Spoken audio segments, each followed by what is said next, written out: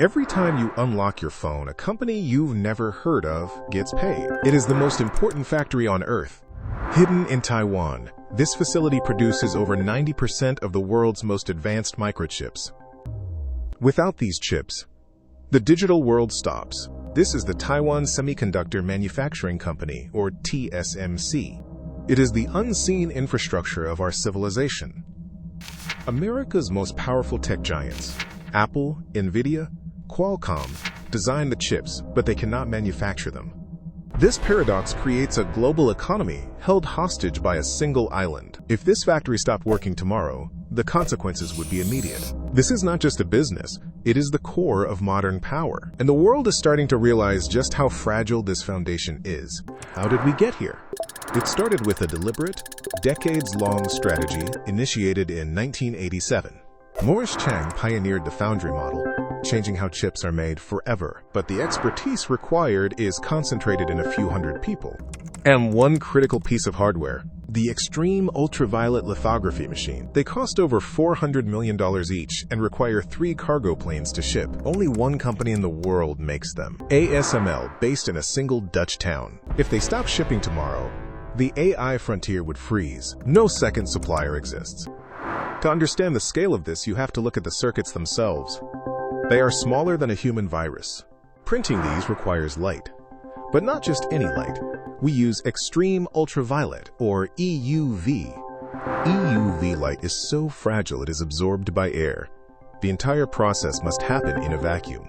The machine itself is a masterpiece of physics. It uses mirrors so precise they are the flattest objects ever created. If these mirrors were scaled to the size of Earth, the largest bump would be less than a millimeter high. But the real challenge isn't just the machine. It is the environment where it lives. This is a clean room. It is thousands of times cleaner than an operating room. A single speck of dust is a catastrophe. It can ruin a wafer worth $30,000. This is the reality of Moore's Law today. We are no longer just building better chips. We are fighting the laws of physics themselves. We are at the atomic scale. Every year, the challenge gets harder. Every year, the cost of failure rises. TSMC is spending over $50 billion this year alone to keep this pace. They are building 9 new fab phases simultaneously. It is the most aggressive expansion in history. Why this urgency? Because the world is hungry for AI. accelerator shipments are expected to rise 11 times between 2022 and 2026. This demand is pushing the limits of what silicon can do. Just yesterday, researchers presented a new way to integrate 2D materials into these transistors. It is a crucial step for the future of computing, moving beyond traditional silicon. But while the tech advances, the market remains volatile. Today, investors are reacting to broader economic pressures, even as the factory floor hums. The paradox remains. The most advanced technology on Earth is also the most fragile. This is the silicon shield. It is the theory that Taiwan's chip dominance makes it too valuable to attack. But in the halls of power, that shield looks more like a target. The island sits at the center of a technological arms race between Washington and Beijing. If the supply chain breaks, the world economy doesn't just slow down, it stops. So why not just move the factory? Build it in the US or Europe? The reality is that TSMC isn't just a building. It's a massive, deeply integrated ecosystem. It relies on thousands of specialized suppliers, local infrastructure, and a workforce trained over decades. Even with billions in investment, replicating this concentration of expertise is proving nearly impossible. The world is trying to diversify, but the physics of the industry keep pulling everything back to Taiwan. We are looking at a single point of failure that the entire modern world is built upon.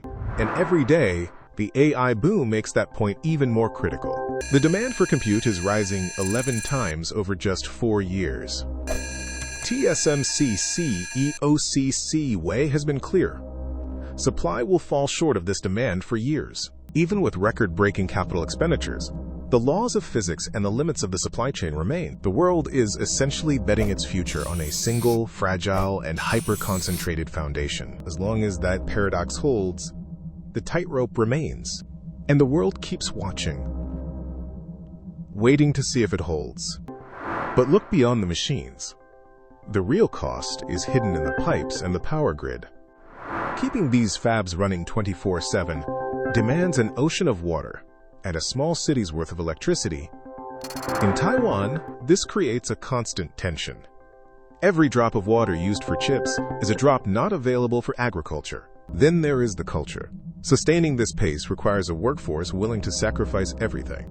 Engineers here operate on a grueling schedule. It is a culture of total dedication, where the fab never sleeps. This intensity is the heartbeat of the industry, but it is also its biggest vulnerability. The world is in a talent war. We need thousands more semiconductor engineers, but the pipeline is nearly dry. This shortage is the industry's single biggest bottleneck. You can build the factory, but you cannot easily build the expertise. Meanwhile, the environmental impact is impossible to ignore. Companies are now racing to deploy AI-driven sustainability, trying to reduce the massive carbon footprint of these facilities. The World Economic Forum is now tracking these efforts, adding new sites to their lighthouse network to highlight progress. But efficiency is only one side of the coin. Effectiveness is about securing the supply chain itself. Just yesterday, new investments in Syracuse, New York, signaled a shift in how nations view defense electronics. It is a $130 million bet on domestic capacity, backed by the U.S. Department of War. This is more than a facility. It is a statement about where defense manufacturing is headed. Yet, the shadow of export restrictions on critical raw materials looms large. Cobalt, manganese, graphite. These are the building blocks of the future, and they are becoming harder to secure. The world is trying to diversify, but the physics and economics of the industry keep pulling everything back to a few key centers. We are looking at a single point of failure that the entire modern world is built upon, and every day, the AI boom makes that point even more critical. The demand for compute is rising 11 times over just 4 years. The tightrope remains, and the world keeps watching, waiting to see if it holds. The horizon of computing is shifting. We are moving toward AI-specific hardware. To power this, we need the next jump, 2 nanometers process technology. But can the world actually diversify its supply? Or is centralization inevitable? New fabs are rising in Arizona, Japan, and Germany. Yet, these facilities are smaller, slower, and less advanced than the core in Taiwan. The verdict is clear. TSMC is not just a company. It is the primary bottleneck for human progress. If the factory stops, the world stops. Duplicating this industrial ecosystem will take decades. The future of global power is being decided right now. It will be decided by who controls the factory floor. This is the most important factory on Earth.